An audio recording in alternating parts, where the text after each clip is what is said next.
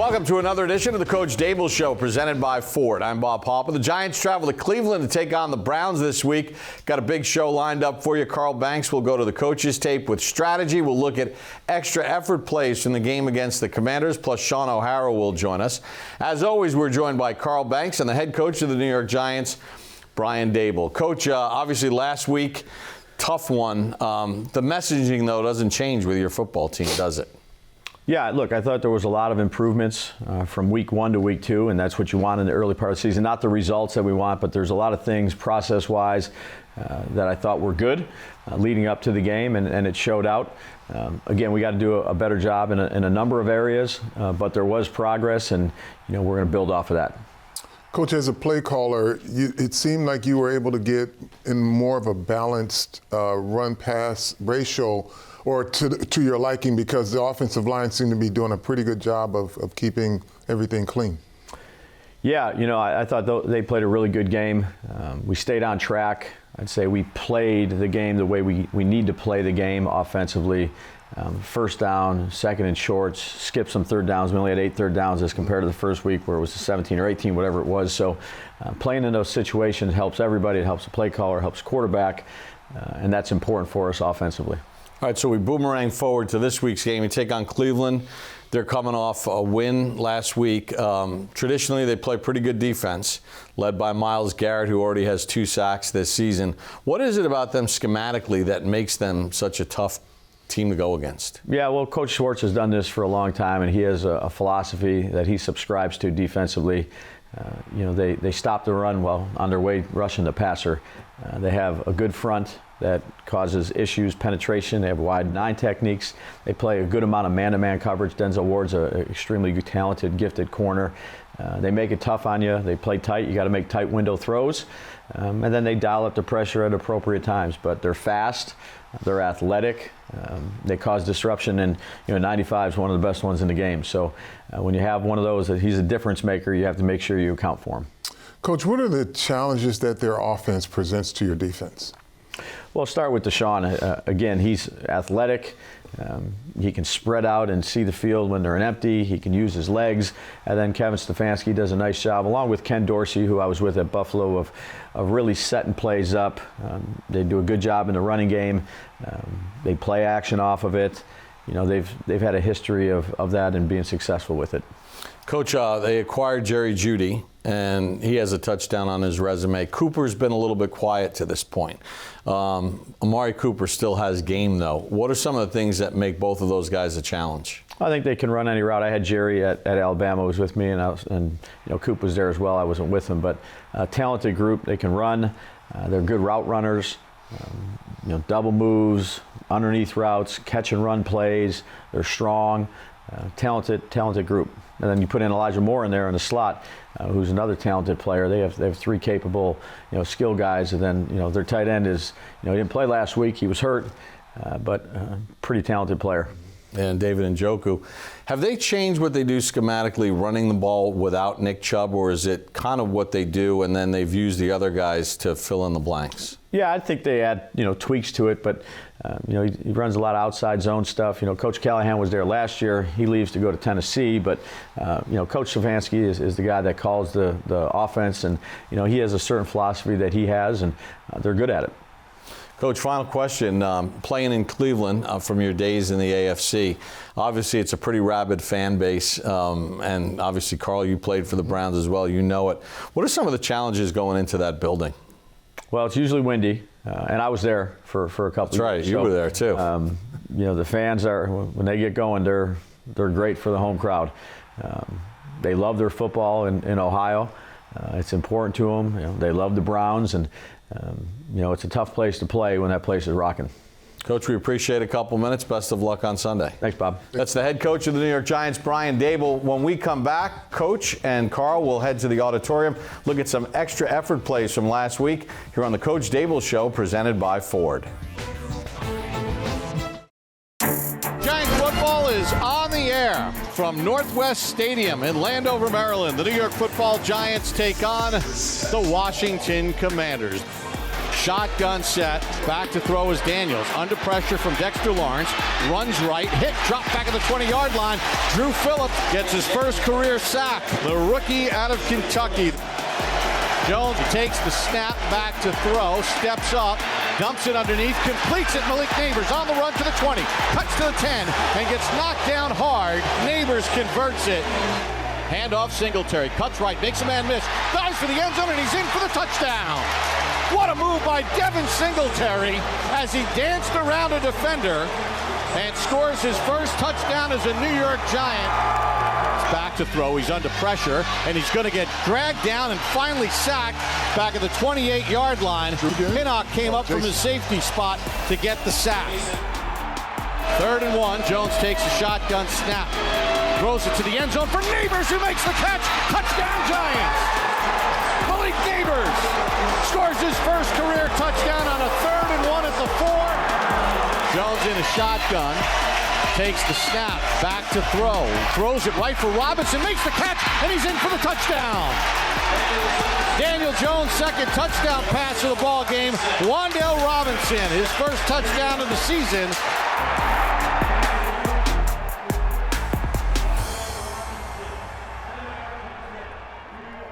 The Giants went 3 for 3 in the red zone, scoring 3 touchdowns against the Commanders. As we welcome you back to the Coach Daboll Show presented by Ford.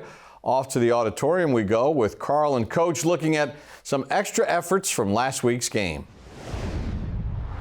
Coach, I want to talk about something that really it gets emphasized in locker rooms, but there are just several ways that it's used, and it's called effort, right? There's playing hard, and then there's competitive effort. Yep. Right? Can you take us through a few of those plays where you see real competitive effort? Yeah, so this first one here is, we're down by 3. It's the start of the 4th quarter. It's 4th and 3. We're at the 31. So, maybe in another game situation, maybe we kick this field goal.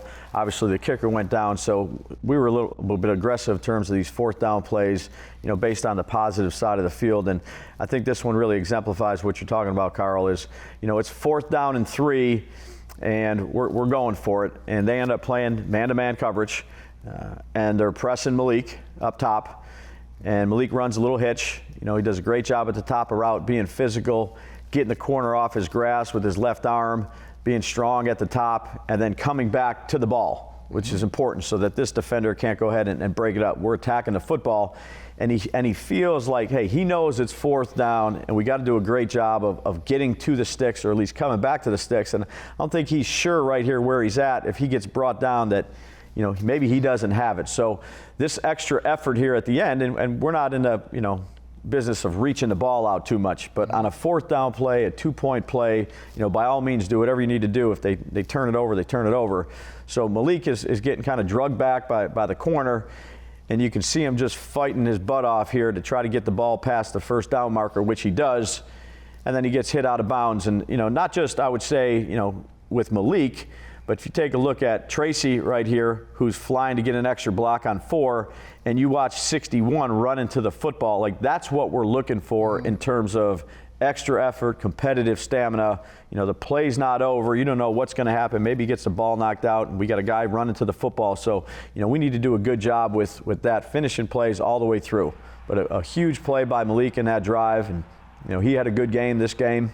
Extended the drive and eventually led to a touchdown on this drive. And then just the route running too. He went past the yard to gain. Yep. To run his comeback, so that at least he would give himself a chance to get the 1st down. Right? Yeah, absolutely. Good instinctive awareness play by Malik. Daniel does a nice job of dropping back, seeing it's man-to-man, and letting it rip there to Malik.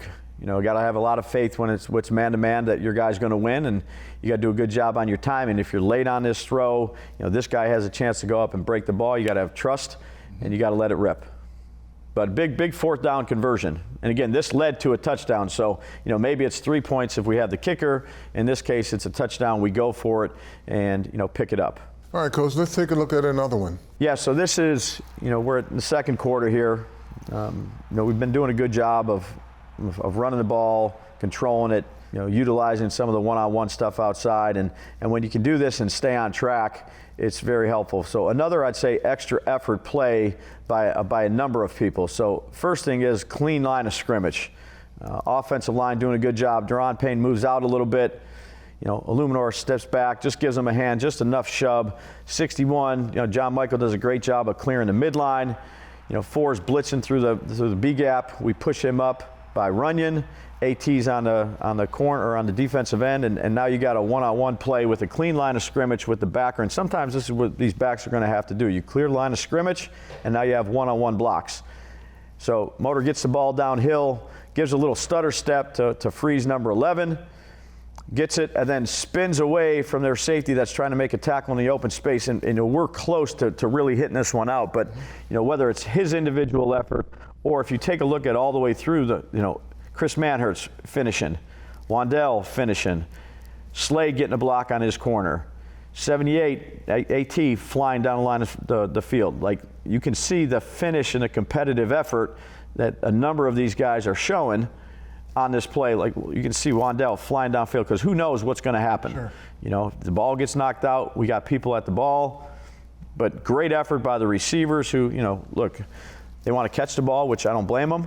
But when they do this is the unselfish attitude that we need to play with. Then you got the guys going down there to pick up their back. Yeah, and that's very energizing for not only just the offense, but for the team when you see the type of, again, competitiveness that your offensive line put forth and your running back who's getting that extra yardage. Absolutely. And it starts always at the line of scrimmage. But, again, they got a pressure, great awareness by Runyon. They got a stunt, 61 shuts it off, pushes him into the A-gap. They got movement right here with Illuminor. He stops and gives a shove to Payne. We're up to the second level with GVR. Manhertz is taking care of the defensive end and finishing. The two receivers are blocking down the field. And this happened, I'd say, quite a bit this game. Again, there was improvements from week 1 to week 2, and we're going to continue to need more of this. And then open field running, that's what these backs and receivers need to do for us. And we had a number of those where we got yards after contact or yards after catch, which took an 8-yard run and made it a 22-yard run. You call that contact balance, don't you? Great contact balance, absolutely. And Motor does a really good job of this. He ran well this game, was very efficient in the run game. Made guys miss. The line blocked well. The receivers on the perimeter were finishing. We need to continue to build off of this. All right, Coach. Thanks a lot for your time. We'll send it back to Bob. We're just getting started on the program. Much more to come, including Sean O'Hara next here on the Coach Daboll Show, presented by Ford. Now in the playoff, the Giants must whip the Browns a third time in one season, and nobody but nobody ever did that. Middle guard Sam Huff, the toughest in the league. But now it's time for action. Enthusiasm is at a peak. Third period, and an unbelievable defense has held Brown to minus yardage. This time, Huff stops him for no gain. The Giant defense sizzles. Livingston chases Plum. Cabbage, Huff, and Robustelli flatten him. A loss of 12 as the third quarter ends. Cleveland's chances fade. Huff intercepts Plum on a spectacular catch, and a 10-0 defensive epic puts the Giants in the title game with the Colts. Fans go wild celebrating football's little miracle stretch drive. Can't help but remember those great moments between the Giants and Browns. Sam Huff leading that Giants defense against the great Jim Brown. As we welcome you back to the Coach Daboll Show, presented by Ford, time to send it over to Sean O'Hara as Sean has a chance to visit with rookie Dru Phillips. Thanks, Bob. Dru, appreciate the time. Thanks for coming right after practice. I know you got a lot of rehab and recovery stuff you want to get back to them because you've been playing a physical game out there. Coming off of an unbelievable performance against the Washington Commanders, 12 tackles, 2 tackles for a loss, a sack. I mean, you were all over the field. It seems like you fit in already. Do you feel like, man, like I belong here? Yeah, the first couple games, just kind of getting a feel of it. But last week I kind of was able to just let it go a little bit, and I felt like I was in the zone and just kept racking them up. People say you're a nickel slot, and you've been playing the nickel slot position. What is that? Yeah, so it's a unique position in a way that, like, you have to cover like a corner, but at the same time to be in there for the run fits and the box and whatnot. So it's a mix of everything. and it takes a unique person to do it, and it's a fun position. All right, so I mentioned you had a couple tackles for a loss. You had a great play on a little go screen against Washington. How does a play like that happen? Is that from film study? How did you recognize that play so quickly? You know, there's so many different things. It's film study as well. You know, the formation that came out in, we've seen it all week. When you see it, it's like the 4x1 is going to be a screen. So you kind of just anticipated it. And then on top of that, you just got to go out there. You got to make guys miss and go make a tackle. When you're in the slot and you're covering guys, how is that different than, say, a cornerback that's on the outside when you've got a guy in the middle of the field like that? Because it's almost like he can go anywhere. He can go to inside, outside. It's a lot more quicker read. You got to be able to see it fast. And if you go with it or sink, it's a lot more that goes with it playing in the slot because it's a lot quicker processing. So if I'm the slot receiver right here, how do you line up on me? And do you cheat to the inside? Do you try to take the inside away and force me outside? Or do you do the opposite and take the outside away and force me back inside? Depends off the call and what our leverage is. You know, there may be sometimes you may have like a help player inside, and yeah, at that point you want to be outside leverage because if he were to go inside and go far enough, he's going straight to another guy. So there's a lot of times you're playing off where your help is. Okay, all right, let's shift gears now. Let's go to tackling. You had a phenomenal tackle in week 1, forced the fumble against Minnesota. What are some techniques that you could teach? So like usually when you're tackling a defender, well, for me at least, I try to always aim for the ball if it's on my right leverage, if I can do it right. But usually when you're tackling a guy, what they teach us here is like you're using, or teach anywhere, it's usually your near foot, near shoulder. Okay. And let's say I'm on the outside, I'm at the nickel on the outside on my receiver. And so usually I'm trying to tackle on this outside pad right here because so I'm coming in like this and you're coming from the outside. I'm trying to hit you on this outside pad from my outside shoulder to keep you so you don't bounce outside. And I know that I got Bobby and everyone else coming running inside out to hit you as well. So I'm aiming on your outside shoulder. And then when you're coming in, usually head up and you're trying to get your shoulder on this ball right here and then shoot your hooks. But there's different ways. You can also do a gator roll, which is usually if he's running, you're running away from me. You can dive and usually just wrapping and rolling with it. That's a good technique as well for whenever a guy's running away from you. Kind of simulate that on me without taking me down. So you're saying you wrap up right on me and yeah. you just kind of roll through. Yeah, so you're wrapping up on you like this. Right. And then with your momentum, you're trying to, and your feet, with your feet, moving your feet, you're trying to roll you out. Gotcha. Well, listen, we appreciate the time. Thanks so much. Thank you, man. Keep up the good work out there, Dru. Thank you. All right, back to you, Bob. When we come back on the program, Carl Banks goes to the coach's tape with strategy and final thoughts here on the Coach Daboll Show presented by Ford. Welcome back to the Coach Daboll Show presented by Ford. It's the Giants and Browns in Cleveland. And Carl, time for strategy. We go to the coach's tape. And, you know, Nick Chubb is one of the best running backs in the league. He's out hurt. But their run scheme with some of the Pro Bowl guys they have up front is still very effective. Yeah, and when they want to run the football, you not only have Pro Bowlers up front here, Bob, but just take a look at what they put as reinforcements. There's two other additional linemen just to give them the run that they need and the bulk up front. So let's just take a look here. Little outside read zone here.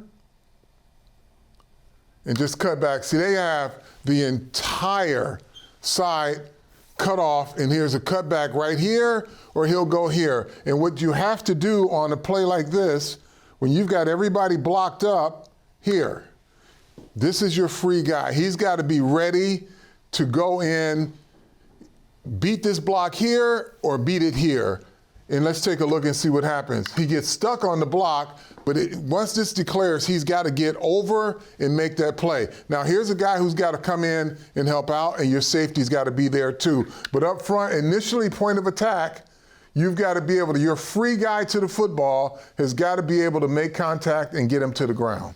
Yeah, we're going to take a look at another one of what they try to do as far as offensively. Yeah, offensively, again, Bob, and you know, they will pass the football, but I think it's very important with the type of linemen they have. They have all pros up front, and this is the threat of Deshaun Watson as a runner here. And you'll see he's smart. He'll get right behind his lineman. He's got a puller. Now, he could easily go here, but he wants to stay behind his offensive lineman, get right in there for a touchdown. So point of attack, you've got to be very, very good, or as they say in the business, you got to be stout up front. This is a team that is really good defensively, especially when they play at home. And Carl, they have guys that can get after the quarterback, starting with Myles Garrett. And it all starts up front. They've got really good cornerbacks, Bob, but this guy right here is the X factor, and he makes everything work for this defense. He'll bring pressure, and all the rest of the guys will feed off of that. Now let's just take a look at this relentless effort by Myles Garrett here, rushing from the offense's left. Garrett's a 6-time Pro Bowler, 5 straight. Just goes around, just simple one-on-one move, but when he gets there, he gets the ball out. So he is completely disruptive here. Ball's out, basically a forced fumble. Here he is on the offense's right side now. Again, just up the field, good relentless pass rusher. Push, push, come back underneath. He's just a one-man wrecking crew, but they are very good on the back end of their defense because he's so good at the front in pass rushing. All right, that's a look at the coaches' tape and strategy with Carl Banks. All right, Carl, some final thoughts here as we get the fans ready for the Giants and Browns. You played in Cleveland. You know it's a hostile fan base. What are some of the things the Giants have to do in this game, especially early? Look, attention to detail. I mean, they're not going to have success out of the gate. There's a chance that they're going to be met with force. They've got to take care of the football, and they got to be committed to fundamentals on defense. They cannot allow big plays to happen. They got to figure out how to get off the field. You know, I'm so excited to see Malik Neighbors coming off that game last week, but he's going against a different level of cornerbacks with the Cleveland Browns, and this is an opportunity for somebody else to assert themselves. Well, that's the beautiful part about having a dominant wide receiver like Malik Neighbors. He put a lot on tape. He's going to get attention. But you have more guys on your roster. You have Slayton, you have Robinson, you have Hyatt, you have tight ends. So this will be an opportunity for other guys to make bigger contributions in the passing game. All right, the Giants will try to get their first win of the season when they travel to Cleveland to take on the Browns. This week's game is presented by New York Lottery. So for Carl Banks, Coach Daboll, Sean O'Hara, and our entire crew, I'm Bob Papa. Thanks for joining us for this edition of the Coach Daboll Show presented by Ford.